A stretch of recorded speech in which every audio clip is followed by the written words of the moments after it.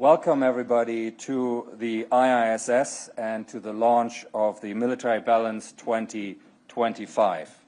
We published this 66th edition with war continuing in Europe and against the backdrop of intensifying strategic and military competition and increasing defense spending around the globe. For European states, Russia's war of aggression against Ukraine has been the main driver for greater defense investment. The war also demonstrated increasing connections between European and Asia-Pacific security, apparent not only in North Korea's decision to support Russia's war with about 10,000 troops, China's sale of dual-use technologies to Russia, but also in the growing prominence of South Korea as a defense supplier to European nations, such as Poland. Neither side gained a strategic advantage in the war's third year. Russian forces continue to experience significant casualties and equipment losses for only marginal gains. In our assessment, Russia lost 1,400 main battle tanks in 2024 and over 4,000 since the full-scale invasion in February 2022. Russia also increasingly relied on North Korea and Iran for munitions and materiel. And while its defense industry demonstrated resilience, its current rates of production and the refurbishment of stored vehicles will not offset battlefield losses indefinitely. Indeed, the IISS assesses that Russia will not have sufficient main battle tanks to conduct effective offensive operations beyond early 2026 if it maintains the same operational tempo and suffers the same losses as in 2024. Beyond the significant human and material cost, Russia has increasingly felt the economic burden of the war. IISS analysis shows that Russia's total military expenditure grew by 42% in real terms in 2024 to an estimated $145.9 billion, equivalent to 6.7% of GDP, more than double the average seen before 2022. Furthermore, if we look at Russian spending in purchasing power parity terms, it is closer to $462 billion, which exceeds total European spending in 2024. That said, Ukraine's strategic position also did not improve, and its forces were increasingly strained by attrition and recruitment challenges. Its inadequate combat mass has driven focus on fast innovation cycles, developing a growing range of UAVs and using one-way attack UAVs to strike deep inside Russia. Ukraine's ability to rapidly develop, iterate, and manufacture battlefield technologies has prompted many Western defense companies to consider how they can learn from Ukraine's approach. But while these attacks have highlighted vulnerabilities in Russia's air defenses, targeted military supplies, and affected the oil revenues on which it is so dependent, they will not be decisive. And despite greater freedoms to use some of the advanced weaponry supplied by its partners and the limited entry into service of F-16 aircraft, Ukrainian forces have made little progress in retaking further territory. This situation has left Ukraine in an increasingly precarious situation, and the strategic options are narrowing, given US President Trump's pledge to end the war quickly. For Ukraine to effectively counter Russia's aggression, international support would have to increase significantly beyond current levels to ensure that offensives could be maintained. US leadership will remain vital, including for the provision of a credible security guarantee for Ukraine as a precondition for a stable ceasefire agreement. The 15-month-long war between Israel, Hamas, and its allies brought far-reaching consequences and drew in regional and extra-regional actors. In maintaining operations in both Gaza and Lebanon, the Israel Defense Forces were stretched, with reserve brigades mobilized throughout the war and conscription expanded to previously exempt communities. Still, the IDF managed to significantly degrade Hamas and Hezbollah, though the prospect of a lasting peace in Gaza remains dim. Moreover, compounded by the collapse of the Assad regime in Syria in December, Iran's strategic position in the region weakened significantly. Its large-scale attacks against Israel in April and October failed to significantly damage military or civilian infrastructure. In fact, these attacks demonstrated the utility of modern integrated air and missile defense capabilities, including against ballistic missiles, even though Israel required international assistance to fully address these threats. Iran's greater vulnerability raises questions about Tehran's response, including the possibility that it might further accelerate its enrichment of uranium for the purpose of achieving weapons-grade material. China's military modernization remains striking in its pace and scope, and the 2025 military balance contains a new wall chart, which you can see here illustrating these trends. In some areas, China's armed forces overmatch its regional rivals and gradually erode the United States' advantage. Important areas of PLA progress include cyber and electronic warfare, missiles, and advanced combat aircraft. Late in the year, 2 new combat aircraft designs were unveiled, and we assess that at least 230 low observable Chengdu J-20 multi-role combat aircraft are now in service. The PLA also conducted increasingly complex military exercises around Taiwan in 2024 and intensified joint drills with Russian forces, including in the Western Pacific.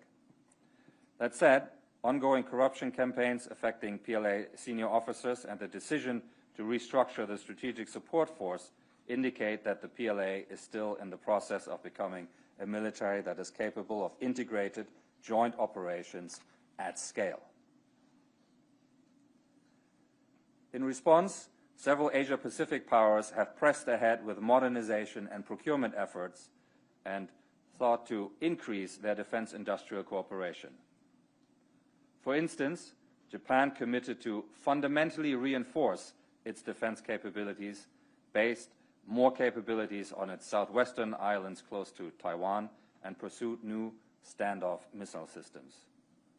Tokyo also submitted a bid to construct Australia's next-generation frigates and intensified its collaboration with the UK and Italy on the development of a 6th-generation combat aircraft.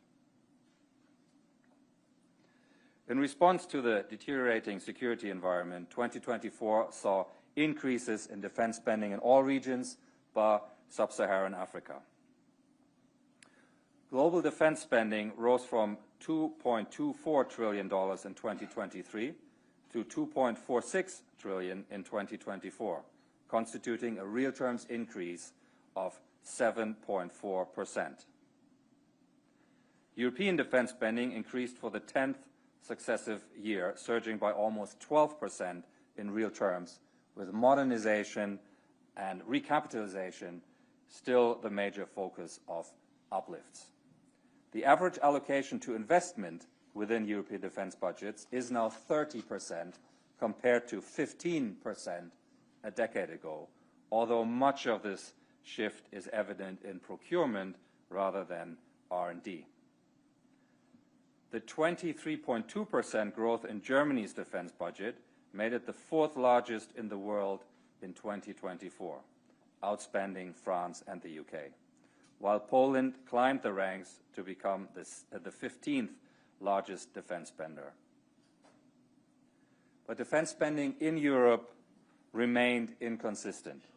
While in Poland and the Baltic states defense budgets exceeded 3% of GDP, others, such as Spain and Italy, continue to spend well under the NATO 2% baseline. European NATO allies will come under increased pressure from the new Trump administration to spend even more. IISS data shows that current NATO defense spending stands at $1.44 trillion, with Europe's $442 billion accounting for less than 1/3 of the total. A commitment to 3% across the alliance's European members would see that figure jump to $716 billion and almost treble to $1.2 trillion if 5% were achieved.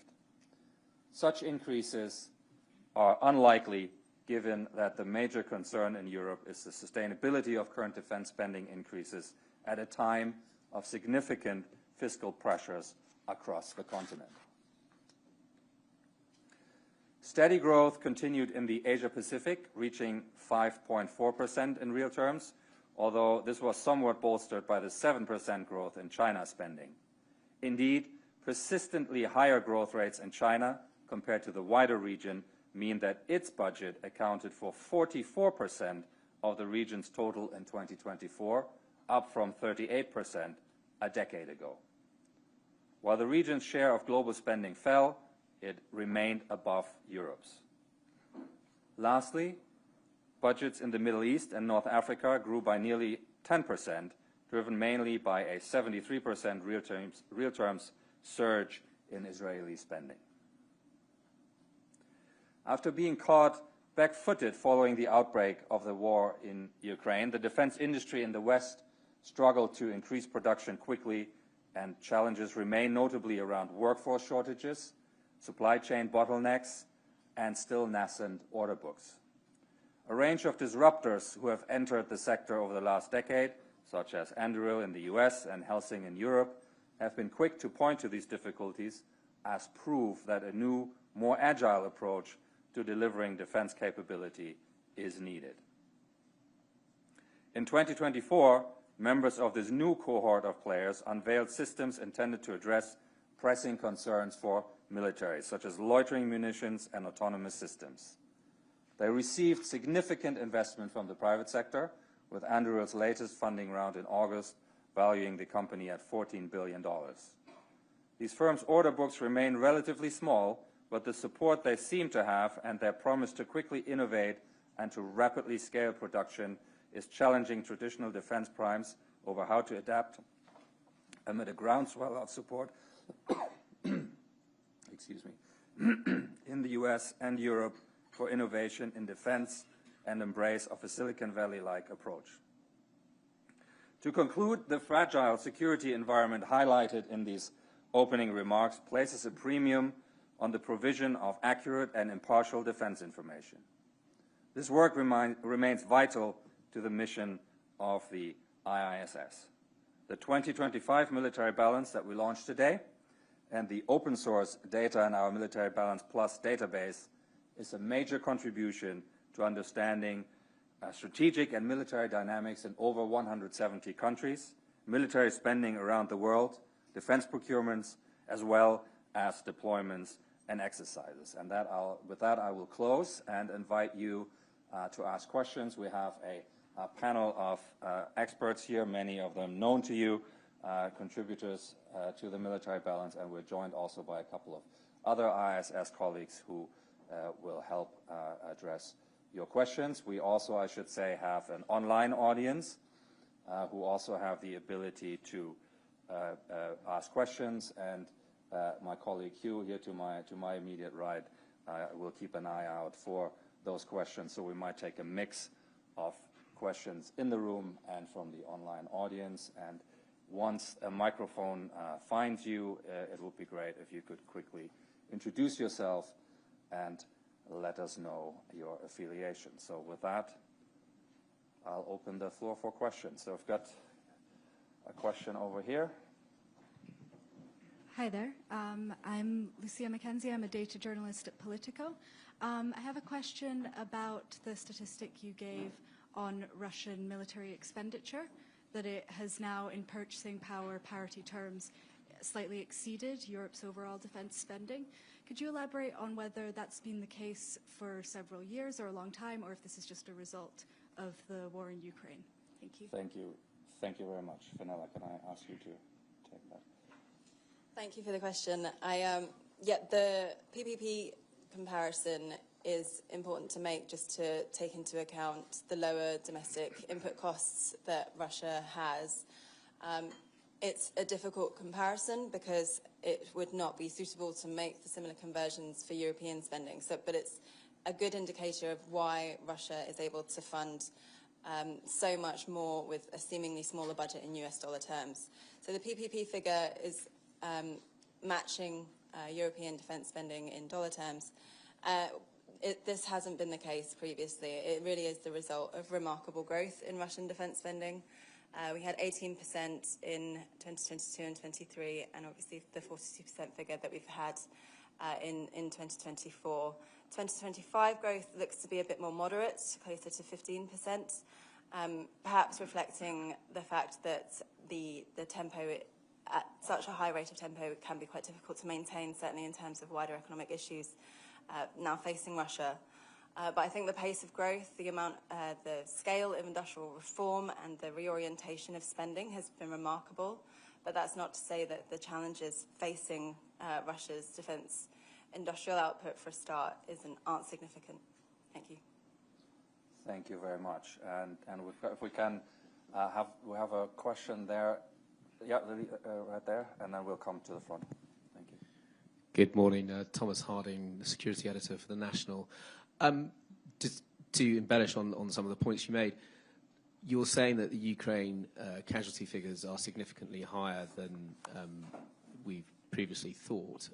The latest figure Zelensky gave was 45,000 dead. I just wondered what your view is on that, on how much higher they are. And the second thing is the Iran use of ballistic missiles and drones in Ukraine. You're saying that's increasing as well. Could you just sort of slightly go into detail on that, please? Thank you very much. Maybe I'll ask Henry to start, and then Douglas, if you want to take the second part. Yeah, Henry. I think the question is exactly where the Ukrainian casualty figure lies and what you mean by casualties and the distinction between dead, seriously wounded. There's sort of been in discussion over the last 3 years of this war. There's been significantly less open source information, intentionally, released on Ukrainian casualty figures than discussion of Russian ones. But I think that shouldn't underlie the serious level of casualties Ukraine has suffered.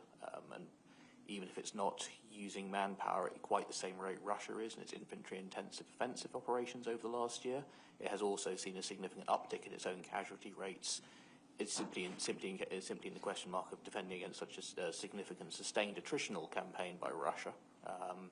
I think there are question marks not just about overall level of manning in the frontline Ukrainian units, but how do you sustain that going forward? And I think that's one of the key questions Ukraine is now facing, is how it throughputs manpower it does have, or personnel it does have available, to make sure that particularly its frontline infantry units are sustained. And our current assessment is they're somewhere between 50 and 100,000 personnel short of where they should be at establishment. And I think that's one of the key challenges that Zelensky is going to face coming into 2025. On the just quickly on the equipment side, I think you've seen both in terms of to a lesser extent the Iranian supply that's come through in terms of the additional ballistic missile systems and some of the North Koreans, but particularly that ammunition supply from North Korea has been key to how Russia has maintained its tempo of operations, its traditional reliance on artillery shell. I think we're looking at somewhere in the range of 8 million shells across 18 months from North Korea from starter supply. I think the estimates would be dependent on kind of crate to ammunition round estimates, so it will vary depending on exactly what you shipped.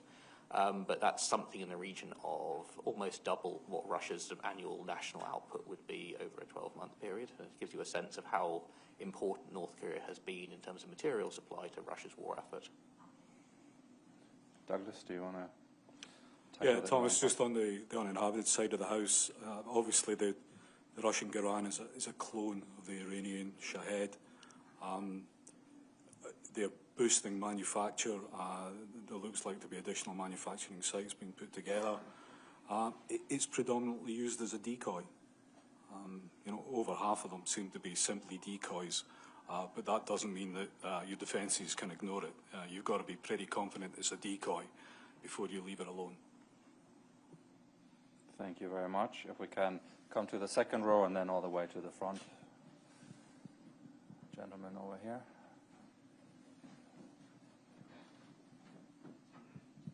I'm Hidemitsu Kibe from Nikkei. I have a question about Iran's nuclear capability. And what is the latest estimation of the breakout time for Iran to acquire nuclear bomb? And is it technically possible to extend that time by military or cyber operation? Okay. Maybe I'll ask Emil Horkayam to put a bit of context around that question, and then we'll turn to the panel here to address some of the more. Yeah, Emil. Thank you. Obviously, at present, there is a lot of attention paid to Iran's enrichment of uranium and possible brinkmanship. Can I ask you to stand up just for the camera? Obviously, there's a lot of attention paid to that issue because Iran's setbacks in other domains. There's not full clarity about Iran's progress at the moment. And the breakout time is quite a controversial matter. Estimates go from a few weeks to many months. And it's not clear that Iran would have enough material for more than one or two devices.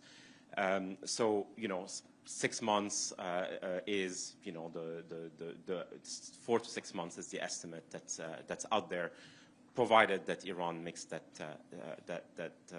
decision. It's not clear yet.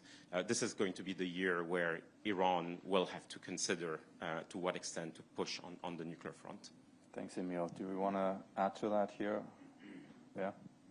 Who wants to go first? Ben? Over the last 20 years, we've seen a lot of efforts, much of which has been attributed to Israel, to, as you say, extend the breakout time.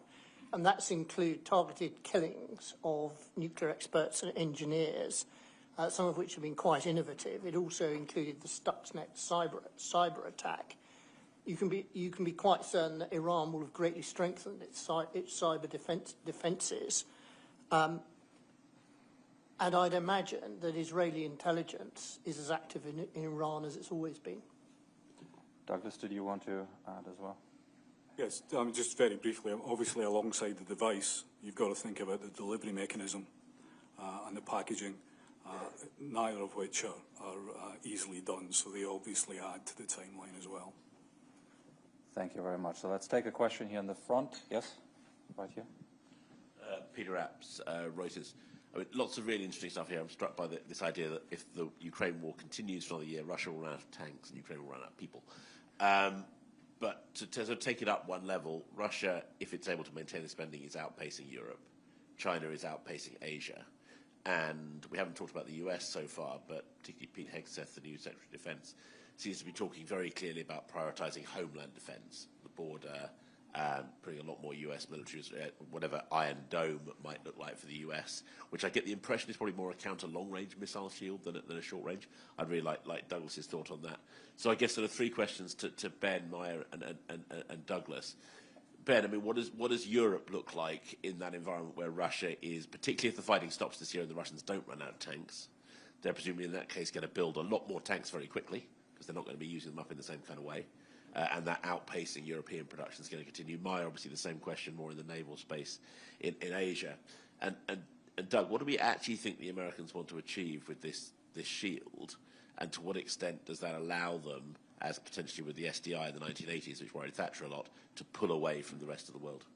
Thank you very much. Let's perhaps start there, Douglas, and then we'll work our way to the other questions. And I think maybe Henry and Nick also want to get in on some of these.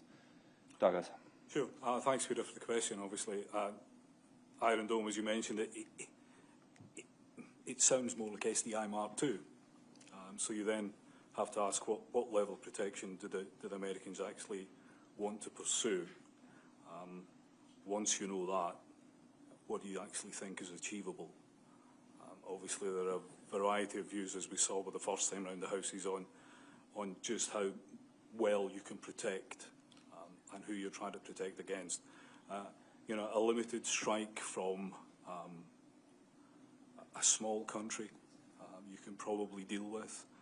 I think as a partial aside, I think that sometimes the level of success we saw in Israel kind of favoured the defender greatly in terms of dealing with ballistic and cruise threats.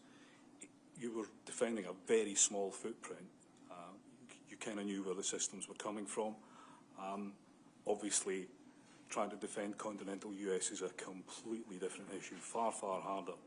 So again, it's a question of what the Americans think is actually achievable. Is that a concern in terms of the way that Margaret Thatcher saw there was a risk of a disconnect? I think at least theoretically, yes, but again, that comes back to how far the Americans want to go and how far they think they've actually managed to achieve what they wanted to. Thank you, Doug. Maybe Ben and Henry, I can ask you to address that Europe part, and then Maya and Nick can tackle the China and Asia naval bits. There's quite a lot of speculation that Secretary Hesketh will make remarks along the lines that the US is no longer going to be the primary security guarantor to Europe because its priorities are elsewhere. Well, that will reinforce the urgency of Europe doing more for its own defence. There has been some European rearmament since 2022, and we've chronicled that in successive editions of the book, including the latest one. But European governments have stark choices. How much of their current capability do they actually take from their own front line and give to Ukraine, like the UK gave all its medium artillery, Sweden gave a large number of its CV-90s, and of stuff that's coming off the production line, ammunition and equipment, how much of that they send to Ukraine and how much do they use to build up their own capabilities. But if the US is clear that it's going to do much less militarily in Europe, the imperative is there for European militaries to accelerate their modernisation and also rebuilding their numbers. Henry? Speaking on the side of the Russian side in terms of Russian capability, I think that kind of where you get to in terms of a post-war Russian military is still a really interesting question. One of which kind of question is, what does post-war look like? A ceasefire or something that leaves the fundamental issues of Ukrainian sovereignty unresolved, and Russia still has to maintain a sizable force on Ukraine's border, complicates its force posture elsewhere. I think even if the war would end tomorrow, hypothetically, there are finite limits on Russia's ability to draw upon existing stockpiles, as it has been doing, to reconstitute armoured artillery forces. I think that kind of a post-war Russia falls several questions in terms of its sustained military and defence industrial investment, how much it's prepared to maintain a kind of wartime level of production and investment in the defence, and how that feeds into how long it takes the armed forces to capitalise, how big it wants its armed forces to be eventually. It does have quite ambitious plans.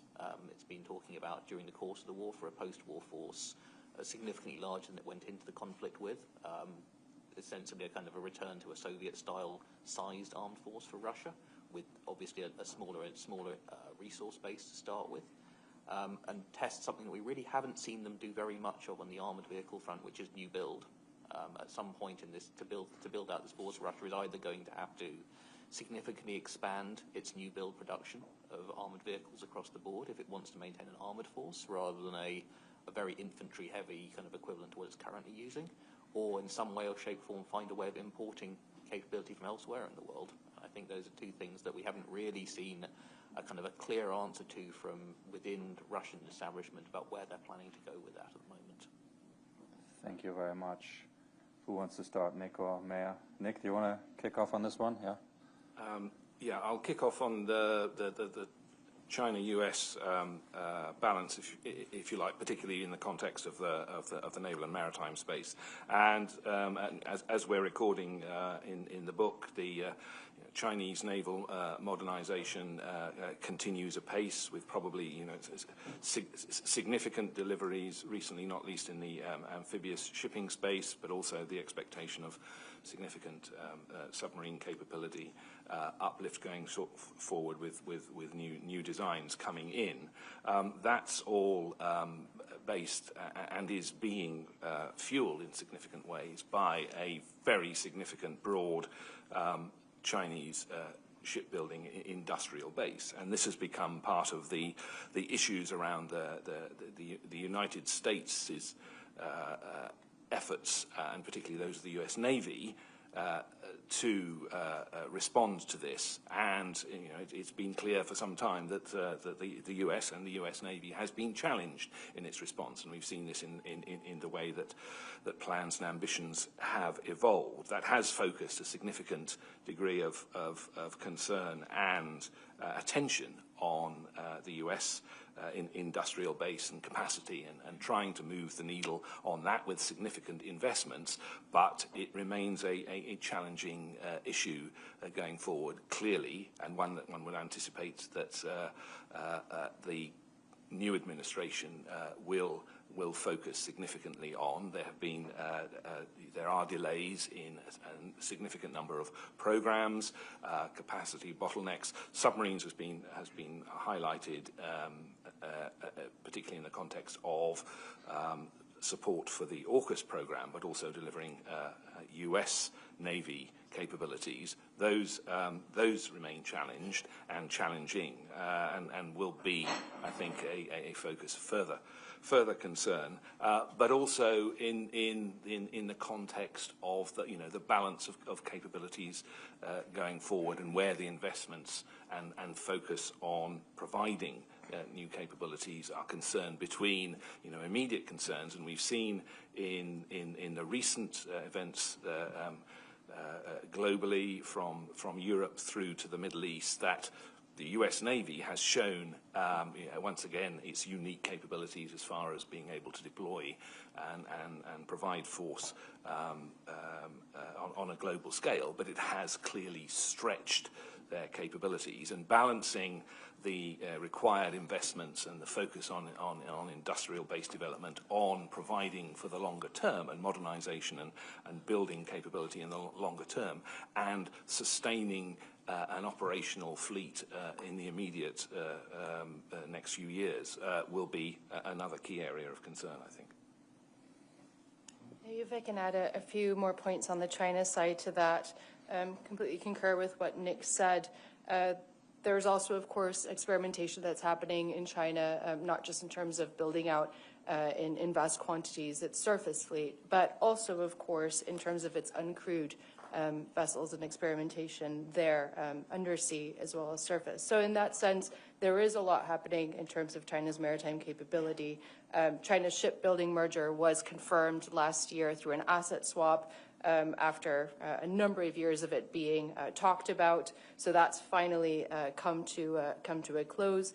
But I would say that there are, of course, two issues that face the PLA Navy and the PLA in general that continue to potentially delay or remain a work in progress towards its modernization goals. And that is issues around skilled talent, and we know that there have been reports last year around the PLA Navy in particularly lacking skilled talent to the extent that it requires for all of this new development. And second of all, experience. Now, on that sense, there has been a lot of activity, as we've noticed in 2024, not just, of course, around Taiwan, but in the South China Sea.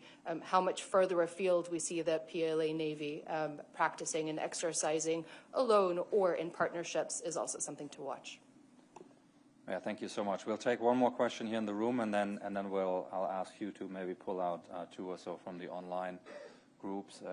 Yes, can we get a microphone? The aisle here. Thank you.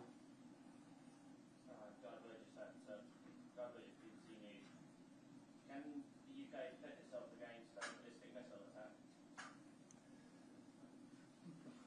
Douglas, don't chuckle. Very succinct answer. In direct terms, no. Hugh, do you want to pull out one or two online questions before we return? Certainly can. Yes, so with the increase in European defence spending, what is being prioritised for procurement and capability development?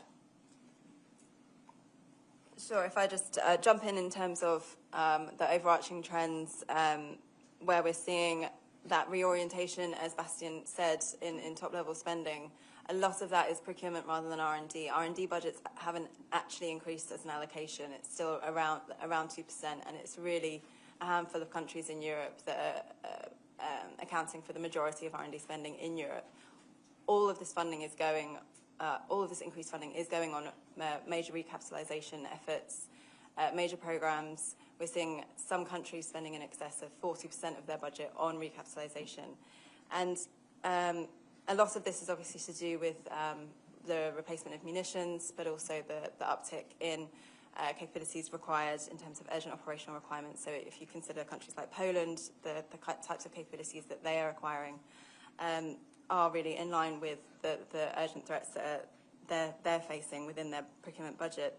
And I think the other thing to consider is that where more and more countries are highlighting the need to invest more in innovation, the wider issue is that focus towards recapitalisation has squeezed other areas of defence spending across Europe. So now we're starting to see that impact on R&D. We're starting to see that impact on readiness levels, for instance, because we had such a squeeze on personnel spending and operations and maintenance.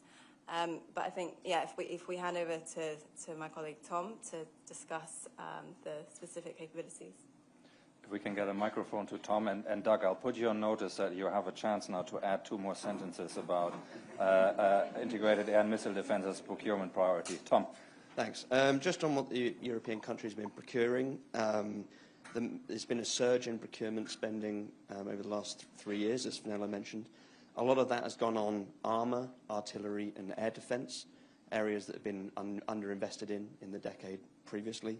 And in fact, the value of the contracts over the last 3 years are far greater than the 3 years leading up to 2022, and probably of the 10 years leading up to 2022 actually as well. So it's a lot of activity. The problem, though, is capacity and getting those contracts turned into deliveries. It's pretty typical that you sign a contract, you won't get the equipment until 2 or 3 years later. Depends on the equipment type. More complex systems could take even longer. But skilled workers is definitely a challenge.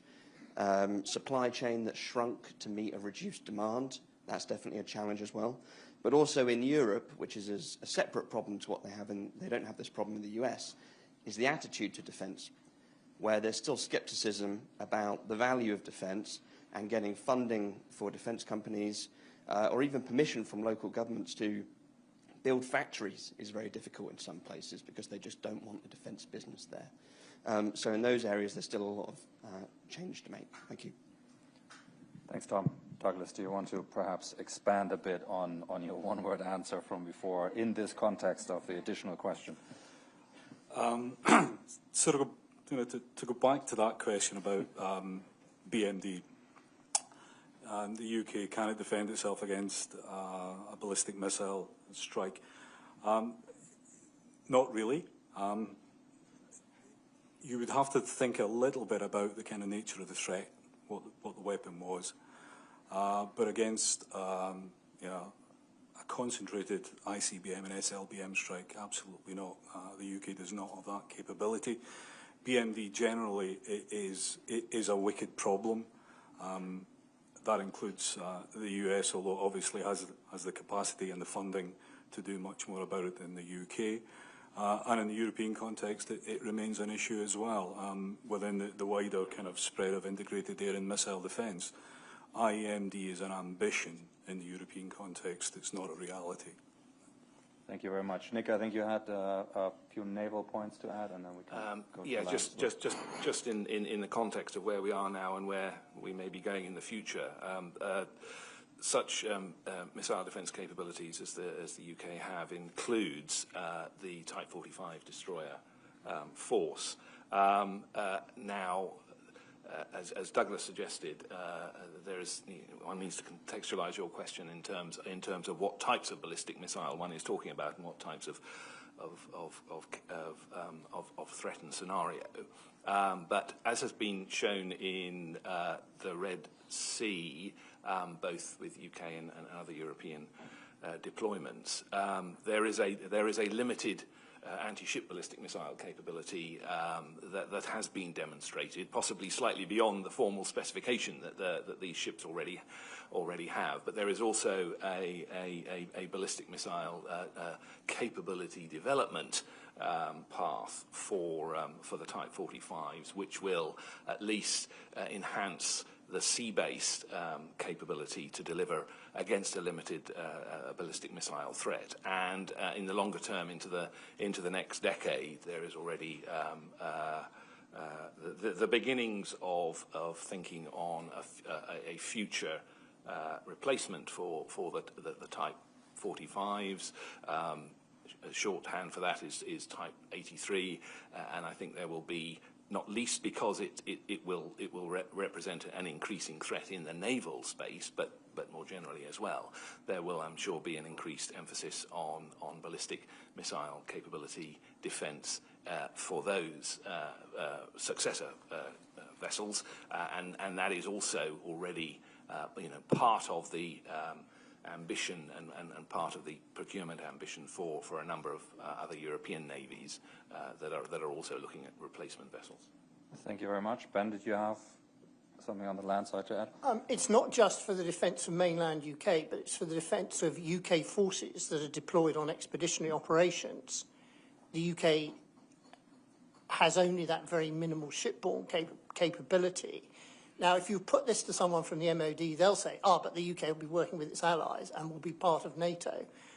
When we looked at the implications of an all-out war between Russia and NATO, it became quite clear to us that NATO itself doesn't have enough integrated air and missile defence, and despite additional procurements, probably still doesn't.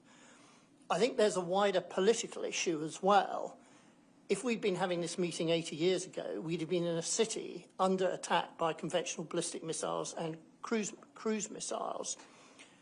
Even if a country doesn't have national ballistic missile defence, it can cut its civilian casualties by half if it has simple civil defence systems like warning and directing people to shelters. And we've seen the effectiveness of that, for example, in Israel recently. So you can't just talk about national ballistic missile defence. You've got to, at the same time, have an uncomfortable conversation between the government and the people and industry about civil defence. Thank you very much. Good. We've got a more comprehensive answer now. Now we've got a question all the way in the back. I'll stand up if my knees hold out. It's Robert Fox, Evening Standard.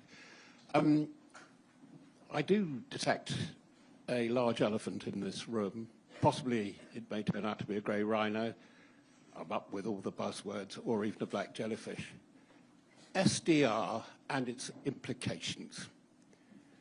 Is Britain in danger of being incapable in practical terms of fulfilling its NATO and ally obligations? Or will we continue on the trajectory, since we cannot expect 2.5% of GDP, so we're led to believe until after 2030, that it'll be gestural rather than practical? Subset obligation to allies. Can we really afford the kind of sums that are in prospect for AUKUS and for GCAP? And finally, matching operational capability and readiness, which I find very difficult to parse from what I've been able to see of the military balance so far. How are advanced countries in the NATO alliance going to mitigate what is quite clearly a personnel and recruiting chronic deficiency, which is turning into a crisis in some cases? Thank you very much. So there are several bits that we might want to get into here, and maybe, Fenella, I'll ask you to start with the fiscal space issue, and then we'll get to the other parts that were in there. Fenella. Thank you, Bastian, and thank you for the question. Yeah, the fiscal challenges facing the UK and wider Europe are considerable. They're extensive, and I think getting towards the 2.5% is still a difficult decision that will require wider elements of spending to be either adjusted or potentially sacrificed. We're seeing that messaging come in from Europe, that potentially elements of social care or pensions are going to have to be impacted to continue to fund defence at these levels. I think the level of growth that we've seen in European spending in 2024 is going to be incredibly difficult to maintain without some sacrifices. So for all that there is talk of the 3%, the 5%, how feasible that is for countries to reach is becoming increasingly difficult. It took 10 years to get within touching distance of the 2%, and a lot of that growth was in the last 2 years. So it took an invasion of a country on Europe's continent for that shift to happen, for that pivot. So in order for the continuing increases, sacrifices are needed. Within the UK, we are obviously seeing that affordability gap within the equipment plan. It's been fairly sustained. I think there was 1 year where they managed to close the gap and then inflation hit, and they're now still having to cover the costs of that. And that's going to have longer-term ramifications because there are now increased costs for all that inflation has abated. Costs are still incredibly high. A Europe-wide issue, but within the context of the UK, because there was the chronic, if you will, difference or a deficit within the equipment plan over its 12-year life so far, that has had ramifications now, and now the decisions are starting to feed through. So without that top-level spending uplift towards 2.5%, there would need to be further cuts announced within this upcoming SDR. The initiatives announced or in the lead up towards a new defence industrial strategy are looking at how to promote UK defence exports and look towards greater partnerships and collaboration as a way to ease pressure on budgets, and we are seeing that across Europe as well, a lot of initiatives. Then the kind of worms of UK third-party access, but beyond that, I think the partnerships that we're seeing grow across Europe and including the UK are a strong signal that the UK is looking towards different ways to try and alleviate some of that pressure on the budget itself. Thank you. Thank you very much. Maybe I'll turn next to James Hackett to say a few words about the readiness, the recruitment, and those challenges, and then we'll return to the point about UK commitments. James. Thanks, Sebastian. Sorry, it took me a while standing up. On the recruitment point, we covered a lot of this really pressing issue in a book we published last year for the Prague Defence Summit, which I think really highlighted a number of the pinch points across Europe and the measures that countries are looking to take in response in terms of the military personnel issue. Some countries are looking to increase funding to make military service more attractive. Some are looking to change career structures. The Haythornthwaite review into personnel in this country looked at zigzag career structures, ways of accommodating technically literate people and the younger generation that might not want to spend all their time in military service. Some countries are examining standards, and I'll direct you to a really interesting New Yorker article that appeared only last week on that issue for US armed forces. And some countries are also looking to reintroduce and to expand conscription, as we've seen in East European and Nordic states in recent years. So it's a pressing issue that a number of countries are looking to address in different ways. But one of the challenges, I think, in Western Europe is there's a growing gap in the sort of age cohort of the population with direct experience of military service, either through familial military service or direct service themselves. So people are really unfamiliar in some cases with the demands required of them and of national security requirements that they may be called upon to deliver and address. And that's a really thorny question for governments in terms of how they acclimatise the population to the demands that might be placed on them. With that, I'll stop. Thanks, James. Ben, maybe on the UK commitment to NATO? Robert, the answer to your direct question is yes, and I'll expand on it. A year ago, the House of Commons Defence Committee produced a report unveiling really significant weaknesses in British military readiness, including undermanning, including stockpiles of ammunition and spare parts. Now, both the previous government and this government have directed some money to filling in these holes in the road, including more expenditure on ammunition, resuming ammunition and spare part production. But it's difficult to see that can fill the whole gap.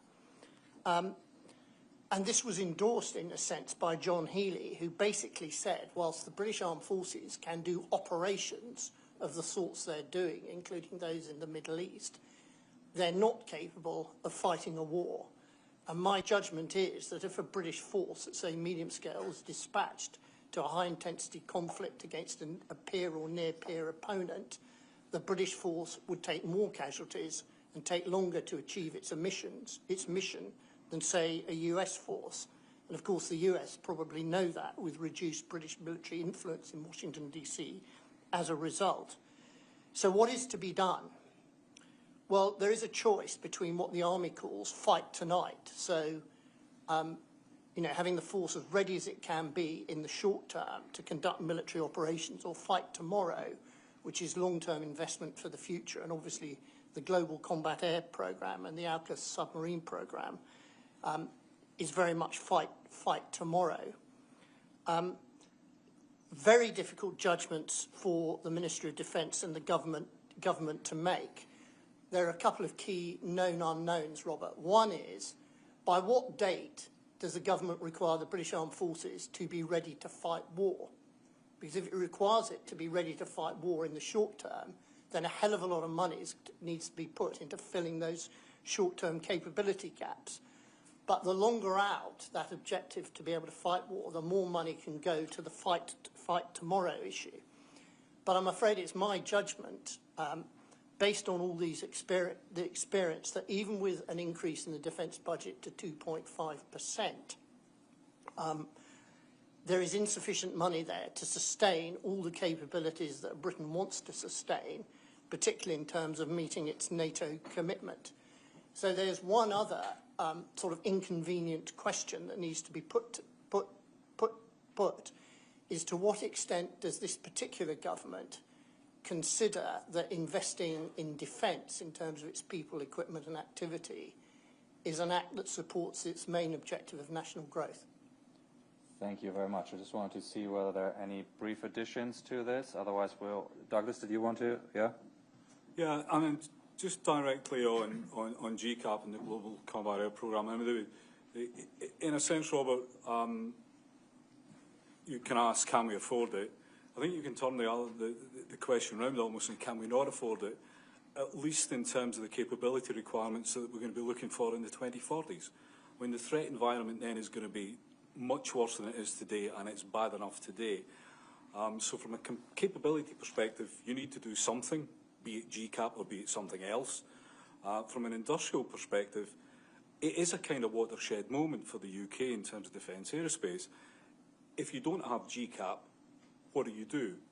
Probably you end up pretty much buying American. So you effectively take the UK out of that business.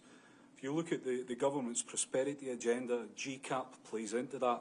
And there's also the final point I would make, and I think this probably spins over to AUKUS as well, is if we do back away from those programmes, how are we seen as a reliable partner amongst our allies? Thank you very much. So let's, Nick, if you want to add 45 seconds on AUKUS, and then we've got 2 questions from the online questions that we'll come to next. Nick. Yes, just I mean, endorse to some extent what Douglas was saying, but you know, Ben's right. I mean, where we are now has increased that exquisite challenge of balancing urgent operational requirements versus long-term investments. But as far as AUKUS is concerned, yes, you know, nuclear is eye-wateringly expensive, but there is the cost, and then there's the strategic dividend issue, and you know, potentially this. Or you know, AUKUS in some ways spreads the costs and increases the economies of scale if the ambition is to stay within the nuclear-powered submarine business, which is a UK national ambition, both in terms of NATO commitments and more broad power projection. It's also, I would venture, a key, allied requirement as far as a UK contribution into the NATO context as well in the longer term. Thank you very much. Hugh, may I ask you to pull out the 2 questions from the online group, and then... Sure. So the first one is regarding the delivery of F-16s and other Western aircraft to Ukraine. What impact might that have? And then let's add the second one as well, and then we can go one by one. Okay. So that one is for Douglas, and then... And what impact has corruption within the PLA had on capability? Okay, so that one is for Mayor. So Douglas and then Mayor. So Western combat aircraft into Ukraine, the F-16 and the Mirage. Obviously political signalling, continued support has an operational impact on the Russians in that they have to honour that threat that it provides. Potentially a greater threat in terms of Russia's own air operations, so they have to take that into account. Maya? Sure, thank you. On terms of the impact of PLA corruption investigations on capability, I think we have to recognize the breadth of these investigations, not just across the PLA rocket force in the last year, but also, of course, touching on other services, including the now disbanded Strategic Support Force this year and late last year, some questions around the Navy, and of course also the way that it impacted and expanded to China's defense industrial base as well. That being said, I think recognizing that corruption investigations in the Chinese context can serve two purposes. One, rooting out real corruption to do around opportunities that might have been presented in procurement processes. And second of all, of course, use as a political tool. So if we think about these two different uses of corruption investigations, I'd say the disruption to the PLA's longer-term modernization progress is limited. There will be short-term disruption, but it doesn't necessarily present a game-changing deal breaker for longer-term ambitions. Thanks. Thank you very much. So return to the room here. There's a question all the way in the back. Yeah. Hi, Latika Burke, the Nightly Australia. I want to ask you, I mean, this is a ledger of military capabilities, but to contextualise it, particularly for the Indo-Pacific, I think, Bastian, you mentioned at the start that China was at the point of being able to outpace or erode US dominance in the Indo-Pacific. If it's a hot war now, who's got the better capability? I'm not talking about the actual ledger and balance. Who do we think still retains the capability edge? Thank you very much. So that'll probably take us through the 3 minutes that we have left. So maybe the way to tackle that is that we talk a little bit about where technological advantage has been eroding and where the PLA has made significant progress, and actually the balance therefore is changing. Henry, do you want to start on this one, and then we'll turn to colleagues? I think you can make a strong case that in a lot of areas, I mean, it's contextual on where you expect a conflict to break out, and China has many advantages in terms of time and distance for a fight in the Taiwan Strait that it just doesn't if you were thinking about the conflict in Australia's backyard and the west coast of the US. I think there are some very specific areas of capability, and pretty broad range of them, where China is as either a leader or a strong competitor. Current capabilities in space domain, air-to-air warfare, also some aspects of both integrated air and missile defense and its own long-range standoff missile capabilities, ground-based missile capabilities that the US is now currently still building up its own alternatives to. I think there's also question marks and the vice versa in terms of continuing Chinese weaknesses in the undersea domain, and also in terms of its both in terms of its own submarine capacity, but it's also its ASW warfare that still continues to rumble around in terms of PLA and modernisation. I suspect both of my colleagues to my left and my right will have more to say about that. Nick, do you want to say a little bit about the naval aspects of this? And then Douglas probably on. Yeah, I mean, in terms of the naval space, you know, there's been much discussion around the fact that, you know, in terms of numbers of hulls, you know, the PLA Navy is ahead of the US Navy, but that is a very rough estimate. But in terms of overall capability, the US Navy, you know, currently has an advantage. Its problem, which Henry hinted at, is that it is globally dispersed, whereas at the moment the PLA Navy is more concentrated and has, given some of the scenarios that we are postulating, it sort of has more of a home advantage. The one area where in the naval space there is still a sense of the US having an asymmetric advantage, but is under pressure, and the gap may be closing, is, and I mentioned it earlier, is in the submarine space and in the subsea space, where they still have very significant capability advantage, but China is moving ahead in that space, and the subsea space is itself changing. Technological advances that Maya talked about around uncrewed systems, networks of undersea systems. All of those mean that it will be, if you'll pardon the pun, a very fluid space going forward. Thank you very much. So let me ask Douglas to say a few words about air, and then Maya perhaps wrap up with how China looks at this itself and how it looks to the PLA.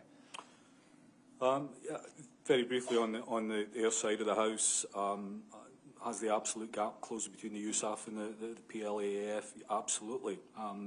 They've benefited from sustained and substantial investment for decades, and you're now seeing the results of that. They also benefit from basically being able to configure to do one fight. They have one task in a way. Where the US and its allies probably still have an advantage is to put the hardware to one side, training, combat experience.